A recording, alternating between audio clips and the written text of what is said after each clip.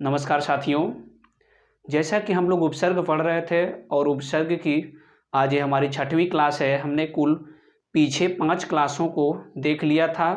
तो आज की क्लास में हम लोग अधि और वी 2 उपसर्गों को पढ़ेंगे और यह क्लास भी बहुत ही अच्छी होगी और आप लोग भी इस क्लास को जो है समझने की कोशिश करिएगा और मैं समझाने की कोशिश करूँगा। तो आइए बिना देर किए हम लोग इन 2 उपसर्गों को अधि और वी उपसर्गों को समझने की कोशिश करते हैं। तो आइए देखते हैं। तो सबसे पहले देखेंगे कि अधि जो उपसर्ग है, अधि उपसर्ग का अर्थ क्या होता है। तो अधि उपसर्ग का अर्थ श्रेष्ठ होता है, विशेष होता है और ज़्यादा होता है। यदि अधि उपसर्ग के अर्थ के बारे में बात की जाए तो अधि उपसर्ग का अर्थ जो होता है वह श्रेष्ठ होता है, विशेष होता है और ज़्यादा होता है।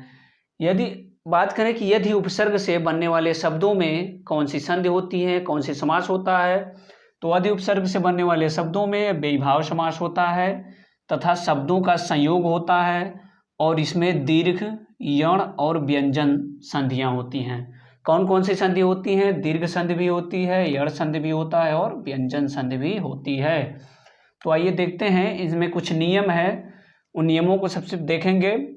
तो सबसे पहले पहला नियम है कि अधि का धी जो है, अधि का धी ही रहेगा यदि सामने वाला व्यंजन से शुरू हो। अधि का धी ही रहेगा यदि सामने वाला किससे शुरू हो? व्यंजन से शुरू हो। और बनने वाला शब्द क्या होगा? संयोग होगा। यानी केवल धी जो है केवल संयोग होगा। ठीक है। यानी हमने पहले नियम में देखा कि अधि का धी, इस अधि का जो है धी ही रहेगा यदि सामने वाला व्यंजन से शुरू हो और बनने वाले शब्द क्या होंगे? केवल संयोग होगा। यानी केवल शब्द क्या करेंगे? जुड़ेंगे।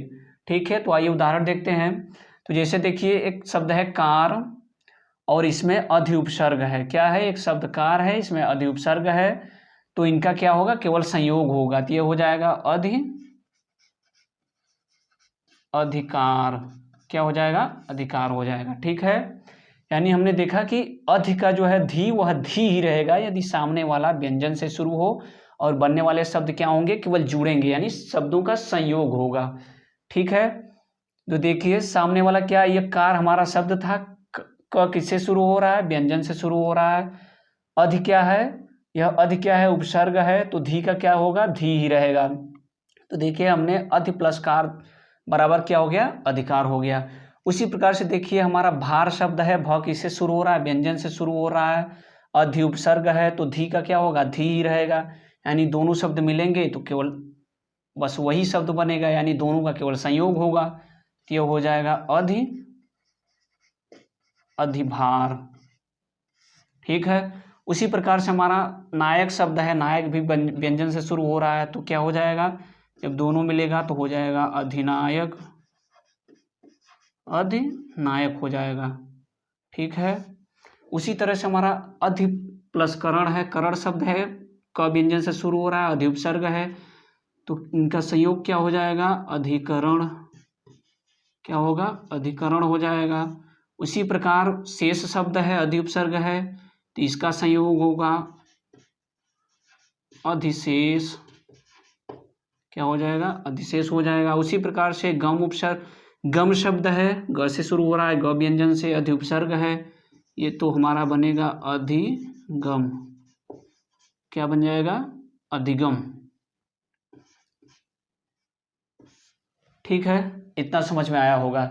यानी हमने पहले नियम में देखा कि अधि उपसर्ग जो है, अधि का धी छोटी धी ही रहेगा यदि सामने वाला व्यंजन से शुरू हो और इसमें केवल शब्दों का संयोग होगा, जैसे हमने उदाहरण देखा। ठीक है। आइए हम दूसरे नियम को देखते हैं। तो दूसरे नियम में हम देखेंगे कि अधि का धी जो है वह बड़ी धी में बदल जाएगा। अधि का धी बड़ी धी में बदल जाएगा यदि सामने वाला छोटी या बड़ी ई से शुरू हो और बनने वाले शब्द क्या होंगे? हमेशा दीर्घ होंगे, यानी बनने वाले शब्द में दीर्घ संधि होगी। अधि का धी बड़ी धी में बदल जाएगा यदि सामने वाला बड़ी ई और छोटी ई से शुरू हो और शब्द कैसा होगा? दीर्घ शब्द बनेगा। आइए उदाहरण देखते हैं। जैसे दिया है अधि प्लस ईश्वर, तो शब्द हमारा क्या बनेगा? अधीश्वर, अधीश्वर बन जाएगा। ठीक है। हमने देखा कि हमारा ईश्वर शब्द था, किससे शुरू हो रहा है, बड़ी ई से शुरू हो रहा है। जैसे हमने उदाहरण में देखा कि छोटी या बड़ी ई से कोई भी शब्द यदि शुरू होता है तो अधिकाधिक इसमें बदल जाएगा, बड़ी धी में बदल जाएगा। इस अधि का जो धी है वो किस में बदलेगा, बड़ी धी में बदल जाएगा। तो हमने देखा कि ईश्वर शब्द था, अधि उपसर्ग, तो धी क्या हो गया, बड़ी धी में बदल गया, क्या हो गया, अधीश्वर। यदि अधीश्वर की बात करें तो इसमें संधि कौन सी होगी, तो दीर्घ संधि होगी। ठीक है। उसी तरह उसी प्रकार एक शब्द है इच्छक, अधि उपसर्ग है, ई से चालू हो रहा है तो क्या हो जाएगा, अधीक्षक हो जाएगा, अधीक्षक हो जाएगा, क्या हो जाएगा, अधीक्षक हो जाएगा। ठीक है। अब हम तीसरे नियम को देखते हैं। तो तीसरे नियम में देखेंगे कि यदि सामने वाला छोटी ई या बड़ी ई को छोड़ करके अन्य स्वर से चालू होता है तो बनने वाले शब्द में यण संधि होगी और धी का क्या हो जाए, अधि उपसर्ग क्या हो जाएगा, आधा ध प्लस अ और स्वर के मात्रा में बदल जाएगा। यदि सामने वाला बड़ी और छोटी ई को छोड़कर अन्य व्यंजन से शुरू हो या अन्य स्वर से शुरू हो, सामने वाला छोटी या बड़ी को छोड़ करके अन्य स्वर से शुरू हो तो बनने वाला अधि उपसर्ग जो है क्या बदल जाएगा, आधा ध प्लस अ और स्वर की मात्रा में बदल जाएगा। आइए जैसे उदाहरण में हम देखते हैं। देखिए अयन शब्द है, किससे शुरू हो रहा है, ई को छोड़ करके अन्य स्वर से शुरू हो रहा है, अ से शुरू हो रहा है, अस्वर है और अधि क्या है, उपसर्ग है। तो धी क्या हो जाएगा, आधा ध य में बदल जाएगा और स्वर की मात्रा हो जाएगी। जैसे देखिए, और संधि कौन सी होगी, यण संधि हो जाएगी। तो देखिए अधि प्लस अयन क्या हो जाएगा, अध्ययन, अध्ययन क्या हुआ, ये छोटी धी जो थी वो किस में बदल गया, आधे ध में और य की मात्रा लग गई, स्वर की मात्रा हो गई। ठीक है। उसी तरह से अधि प्लस आदेश है तो क्या हो जाएगा, अध्यादेश, और अध्यादेश की बात करें तो इसमें संधि कौन सी होगी, यण संधि होगी। अध्ययन में भी कौन सी संधि होगी, यण संधि होगी। उसी प्रकार से हमारा आधार शब्द है, अधि उपसर्ग है, अस्वर से चालू हो रहा है। हमने देखा था कि ई को छोड़ करके यानी किसी भी स्वर से चालू हो तो बनने वाले शब्द में कौन सी संधि होगी, यण संधि होगी। और अधि उपसर्ग का धी जो है वह आधे ध और य में बदल जाएगा। तो देखिए आधार शब्द है, धी उपसर्ग है तो क्या हो जाएगा, क्या होगा, अध्याहार। ये ध भी का क्या होगा, यहाँ पे ह में बदल जाएगा। अधि उपसर्ग है, आधार शब्द है, शब्द क्या बनेगा, अध्याहार, अध्याहार, ये ध जो है ह में बदल जाएगा। ठीक है, इसको ध्यान रखिएगा, मोस्ट एकदम। उसी प्रकार से हमारा ऊढ़ा शब्द है, अधि उपसर्ग है, ऊ स्वर से चालू हो रहा है तो शब्द क्या बनेगा, अधिऊढ़ा, क्या बनेगा, अधिऊढ़ा, अधिऊढ़ा। ठीक है। उसी प्रकार से आपक शब्द है, अधि उपसर्ग है, तुम्हारा क्या बनेगा, अध्यापक, क्या बन जाएगा, अध्यापक। ठीक है। तो इस प्रकार से हमने अधि उपसर्ग से बनने वाले शब्द देखा कि कुल 3 नियमों में कैसे कैसे शब्द बदले। और अधि उपसर्ग जिसमें जुड़ता है उसमें कौन सा समास होता है, विभाव समास होता है, संयोग, शब्दों का संयोग हुआ। संधि कौन कौन सी हुई, दीर्घ संधि, यण संधि और व्यंजन संधि भी हुई। ठीक है। उसी प्रकार से हम जो है 8वां उपसर्ग जो है वह वी उपसर्ग है। वी उपसर्ग की बात करेंगे तो सबसे पहले देखेंगे कि वी उपसर्ग का यानी वी का अर्थ क्या होता है।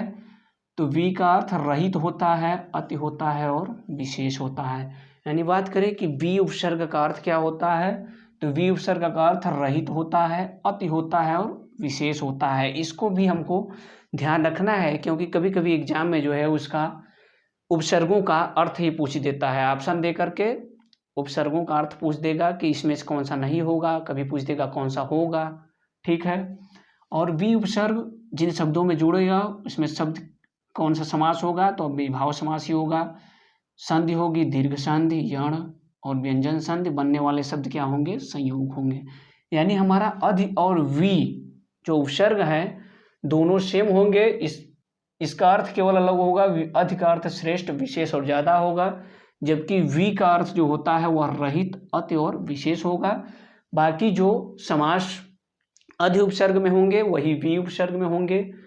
जो जो संधि यदि उपसर्ग में होगा वही जो है संधि होंगी वी उपसर्ग में। तो आइए हम इसे कुछ नियम हैं उन नियमों के अनुसार देखते हैं। तो इसमें सबसे पहले पहला जो नियम है यह है कि वी उपसर्ग का वी जो है वी में ही रहेगा यदि सामने वाला व्यंजन से शुरू हो। बनने वाला शब्द क्या होगा? केवल शब्दों का संयोग होगा। यानी वी उपसर्ग का वी ही रहेगा यदि सामने वाला किससे शुरू हो? व्यंजन से शुरू हो। और बनने वाले शब्द क्या होंगे? केवल संयोग, यानी शब्द जुड़ेंगे। जैसे देखिए नाश शब्द है, वी उपसर्ग है, क्या हो जाएगा? विनाश। यानी इसमें क्या हुआ? केवल शब्दों का संयोग हो रहा है, इसमें कुछ भी बदल नहीं रहा है, केवल क्या हो रहा है?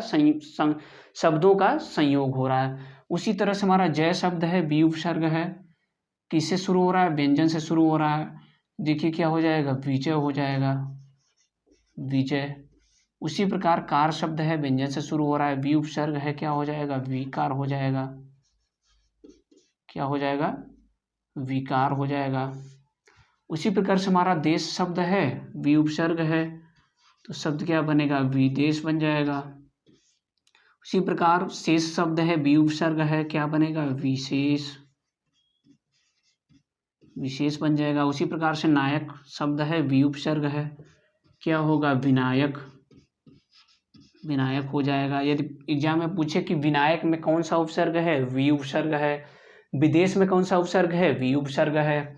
उसी प्रकार से विशेष में कौन सा उपसर्ग है? हमारा वी उपसर्ग है। और बनने वाले शब्द में समास कौन सा होगा? अव्ययीभाव समास होगा। क्यों? क्योंकि वी उपसर्ग और वी क्या है? अव्ययीभाव समास में क्या होता है कि पहला पद अव्यय होता है, तो हमारा पहला शब्द क्या हो गया? वी अव्यय हो गया और देश हमारा शब्द हो गया। तो बनने वाले इसमें समास जो होगा, इसमें सभी में क्या होगा? अव्ययीभाव समास होगा। ठीक है, हम नियम दूसरे की बात करेंगे। तो दूसरा नियम हमारा है कि वी उपसर्ग का वी हो जाएगा वी यदि सामने वाला ई से शुरू हो और बनने वाले शब्द क्या होंगे? दीर्घ होंगे, यानी दीर्घ शब्द संधि होगी। देखिए इस वी का वी हो जाएगा। देखिए जैसे उदाहरण देखेंगे कि और सामने वाला किससे शुरू हो? ई से शुरू हो। देखिए एक शब्द है इप्सा, किससे शुरू हो रहा है? ई से शुरू हो रहा है, उपसर्ग क्या है? वी। तो ये छोटी वी जो है किस में बदल जाएगी? बड़ी में बदल जाएगी, तो क्या हो जाएगा? विप्सा हो जाएगा। क्या हो जाएगा? विप्सा हो जाएगा। ठीक है, उसी प्रकार से हम तीसरे नियम को देखेंगे। तीसरा नियम क्या है कि यदि सामने वाला ई को छोड़कर यदि अन्य स्वर से शुरू हो, ई को छोड़कर किससे शुरू हो? अन्य स्वर से शुरू हो, तो सामने वाला क्या होगा?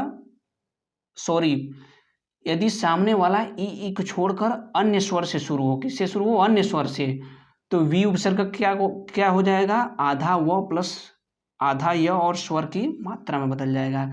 यानी वी उपसर्ग जो हमारा है वह आधे व और य तथा स्वर की मात्रा में बदल जाएगा यदि सामने वाला ई को छोड़कर अन्य स्वर से शुरू हो। ठीक है, आइए उदाहरण देखें। जैसे हमारा एक शब्द है अर्थ। अर्थ शब्द है, किससे शुरू हो रहा है? ई को छोड़कर अन्य स्वर से, यानी अस्वर से शुरू हो रहा है। हमको केवल ध्यान देना है कि ई न आए, यानी ई को छोड़कर अन्य स्वर से शब्द शुरू हो, तो सामने वाला क्या होगा? आधे व और आधे य प्लस स्वर की मात्रा बदलेगा। देखिए जैसे अर्थ हमारा शब्द है, वी उपसर्ग है, तो वी क्या हो जाएगा? आधे व और यम बदल जाएगा, तो क्या हो जाएगा? व्यर्थ। क्या होगा? व्यर्थ। यदि व्यर्थ की बात करें तो इसमें संधि कौन सी होगी? यण संधि होगी। कौन सी संधि होगी? यण संधि होगी, ध्यान देना है। उसी तरह से हमारा आस शब्द है, वी उपसर्ग है, क्या बनेगा? व्यास। क्या बन जाएगा? व्यास बन जाएगा। आधी यानी जो वी है वह आधे व और किसमें? य में तथा स्वर की मात्रा हो गई वा में, या में स्वर की मात्रा हो गई आश हो गया। उसी तरह से हमारा एक शब्द है अंजन, वी उपसर्ग है, क्या हो जाएगा? व्यंजन। यदि व्यंजन में पूछ दे, व्यंजन संधि होती है, तो व्यंजन संधि में यदि उपसर्ग पूछे कि कौन सा उपसर्ग है, तो हमारा वी उपसर्ग है। व्यास शब्द में कौन सा उपसर्ग है? वी उपसर्ग है। व्यर्थ में भी वी उपसर्ग है। उसी प्रकार से आकरण शब्द है, और स्वर से शुरू हो रहा है, उपसर्ग वी है, क्या हो जाएगा? व्याकरण। क्या हो जाएगा? व्याकरण। यानी व्याकरण में पूछे कि कौन सा उपसर्ग है, तो वी उपसर्ग है। संधि कौन सी होगी? यण संधि होगी। अब देखिए उसी तरह से एक शब्द है विच्छेद। विच्छेद में पूछे कि कौन सा उपसर्ग है, तो वी उपसर्ग होता है। इसमें थोड़ा सा चेंज होता है, यानी इसमें च की आधे च की मात्रा अलग से लग जाती है, तो इसका क्या हो जाएगा, विच्छेद। क्या हो जाएगा, विच्छेद। उसी प्रकार से एक शब्द हमारा देखिए अवशब्द है, हार प्रत्यय है, वी उपसर्ग है। वी उपसर्ग अवशब्द प्लस हार प्रत्यय क्या हो जाएगा, व्यवहार। व्यवहार। हमको इसको ध्यान यह रखना है कि यदि हमको व्यवहार का खंड करना हो तो हम इस तरह से खंड करेंगे, वी उपसर्ग प्लस अवशब्द प्लस हार प्रत्यय। उसी प्रकार से देखिए हमारा अक्त शब्द है, इक प्रत्यय है, बी उपसर्ग है, तो शब्द क्या बनेगा, शब्द क्या बनेगा, वैयक्तिक। क्या कौन सा शब्द बनेगा, वैयक्तिक शब्द बनेगा। वैयक्तिक यानी पूछ दे कि वैयक्तिक शब्द का विच्छेद क्या होगा, तो इसमें वी प्लस अक्त प्लस इक, यानी वी अक्त हमारा शब्द है, वी उपसर्ग है और इक क्या है, प्रत्यय है। ठीक है। उसी प्रकार से एक है व्याघात। आघात। आघात शब्द है, वी उपसर्ग हो गया, क्या बन जाएगा, व्याघात। व्याघात। व्याघात में पूछे कि कौन सा उपसर्ग है, वी उपसर्ग है। वैयक्तिक में यदि पूछे कि कौन सा उपसर्ग है, तो वी उपसर्ग है। उसी तरह से हमारा शब्द सम है। सम को ध्यान देना है क्योंकि स जो है, यह स जो है दूसरे सम में बदल जाएगा। देखिए जैसे सम शब्द है, वी उपसर्ग क्या हो जाएगा, विषम। विषम यानी ये वाला स जो है इस स में बदल जाएगा। यदि विषम का विच्छेद पूछे तो इस तरह से हमको करना है, यानी हमको इस प्रकार से जो है बी प्लस सम ऐसे नहीं करना है, ये वाला क्या हो जाएगा, गलत हो जाएगा। यदि विषम का विच्छेद पूछे तो वी प्लस सम ऐसे करना है, यानी विषम में उपसर्ग कौन सा उपसर्ग होगा, वी उपसर्ग हो जाएगा। इस प्रकार से हमने आज की क्लास में जो है अधि और वी उपसर्गों को जो है भली भांति कवर किया, और आप लोगों को भी जो है यह भली प्रकार समझ में आया होगा।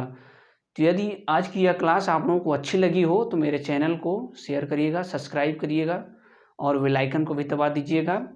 तो दोस्तों आज के लिए बस इतना ही, तब तक के लिए धन्यवाद। जय हिंद।